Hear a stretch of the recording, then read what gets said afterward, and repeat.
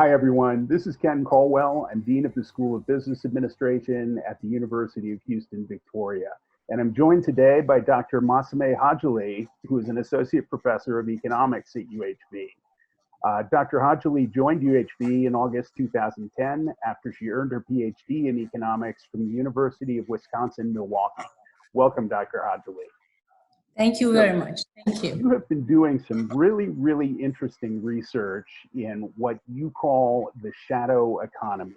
So I wonder if you could describe for us what you mean by the shadow economy and how do you measure it and what countries have you been measuring it in? Yes, this is a research that recently I've been working with two of my colleagues, Dr.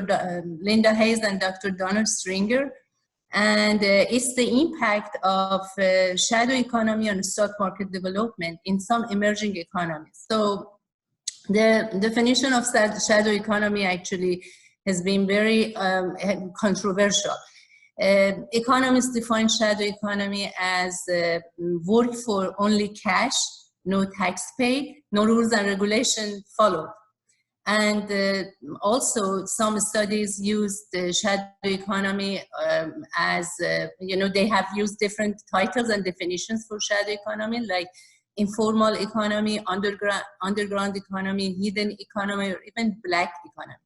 Despite all of these different titles and names and definitions, generally, all of them actually in descriptions are identical and are the same.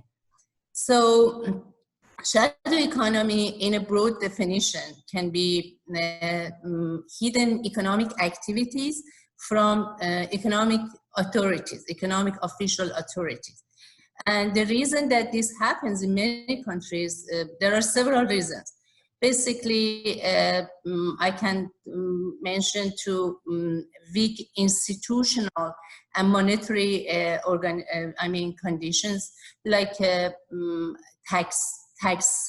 paying taxes, or corruption law, lack of corruption law, or some of the government bureaucratic process and weak rules of laws that can result in illegal or hidden economic activities. Well, as far as I have noticed, these hidden economic activities, they can have several negative impacts on any economy. So, and we know that government authorities or economic officials actually, or policymakers, in order to design a good economic plan or economic policies, they need to have a good understanding and clear information about the economy in aggregate, in total, which includes both official and unofficial. Therefore, this was a very important topic for me. This was very important because I knew that the shadow economy can have some negative impact on any economy too, on any country too. For example, it can impede the investment rate. It can slow down the acceptance of new technologies in any economy. It can create issues, corruption in economy, like tax evasion or all those kind of immoralities. And it can lead to so many severe issues which all of them actually can affect economy in a very bad way. It can slow down the investment rate, the financial sector. It can make the acquiring new capital in order to finance current account and current and capital expenditure, and eventually the economic growth. It can have a negative impact on financial sector. Therefore, this was a very important topic for me, especially the financial sector, financial development sector. Because we know that the financial development or financial sector is an engine for economic growth in any country. So what I decided to do is to look at this informal economy, the impact of this informal economy, or the link between this informal economy and financial development. So it is very hard to measure the size of the shadow economy, and it has been very controversial. Different methods have been introduced. But anyways, I decided to do this research. And what I did was to look at some emerging economies because of their importance in the global economy. So I went to the International Monetary Fund website and I looked at their list. They have a classification. And based on the availability of data that I needed, I selected like 17 emerging economies. And I collected the data for the time series data for a period over 1980 to 2017. So then I developed a model. And I decided to check the link between the shadow economy on financial market development, especially the stock market development. So why did I choose the stock market development? Well, let me just give you a special explanation about the financial market development in finance, actually literature. Financial market development includes two major sectors. One of them is banking sector development, and the other one is stock market development. And as we know, in any kind of economic conditions, even we are in recession or we are in a boom, everybody follows the development of the stock market. We all look at the stock market development, stock market indicators. So, and this sector has been globally under the attention of so many financial economists. So I decided to select the stock market development. So I decided to see if the existence of shadow economy can affect the, does it have any impact or effect on stock market development in these selected group of countries or not.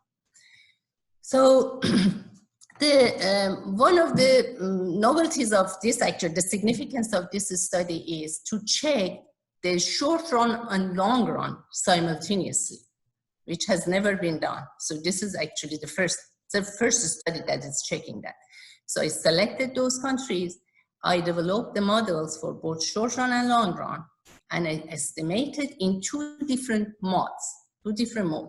One of them is the linear mode, and the other one, I don't want to go into the technicalities actually.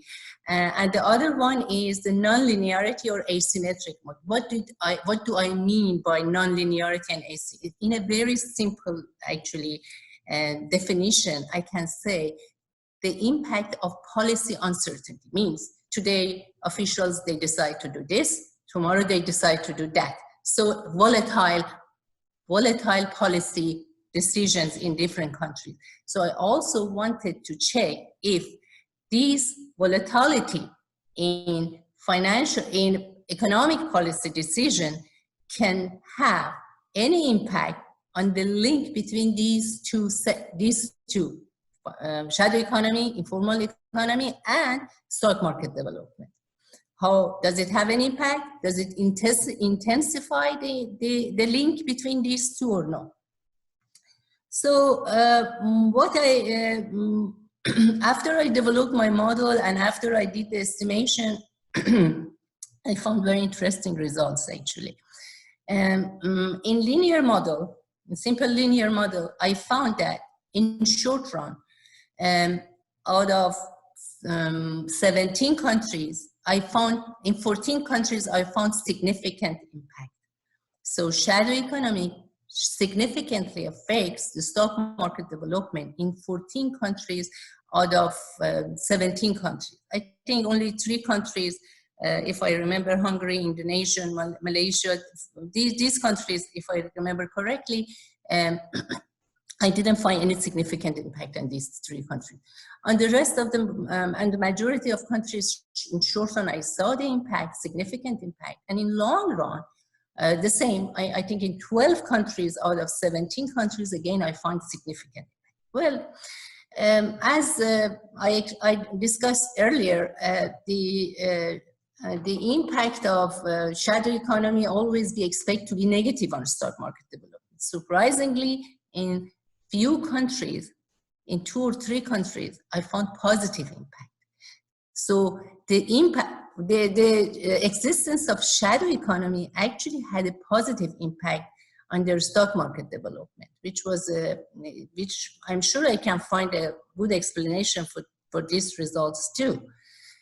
So on the next part of my research, which is checking the nonlinearity or the asymmetric effect or the impact of policy uncertainty on stock market development, like the linear model, both in short run and long run, in majority of countries, I found significant impact, meaning that any kind of policy uncertainties, means volatility of economic policies in these countries.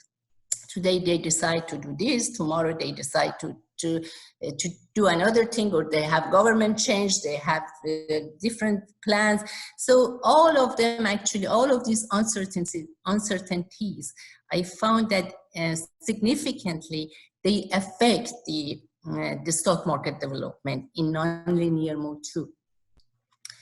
So these are my findings. So what I was just thinking to recommend, because I have to have something after doing all of this estimation and interpreting the results. I could recommend in this paper, I could recommend a broad or a comprehensive reform plan for all of these countries. So I think all of these countries that are facing with this issue, they need to have a comprehensive reform in their financial sector, in their monetary and supervisory and regulatory system, in banking system, in fiscal policy system, in their tax system, in order to avoid any kind of, in order actually to minimize, I can say to minimize the size of shadow economy and informal economy and hidden economies, because we know that, as I said, anyways, existence of this informal sector can cause so many things: money laundering, tax evasion, so many negative corruption, so many negative impacts on any of these countries' long-run economic growth. So these are my findings and some recommendations that I hope I could explain it clearly. No, that's perfect, and this is really interesting stuff, Massomeh. Thank you very much for talking with us about it. Again, this is Ken Caldwell, Dean of the School of Business Administration at University of Houston, Victoria. I've been joined by Dr. Massomeh Hajilee, and she has been talking about the shadow economy in developing countries. Thank you very much, and we look forward to hearing more about your work. Thank you so much, and thank you for the time. Thanks for giving me the opportunities to share my research with you. Thank you.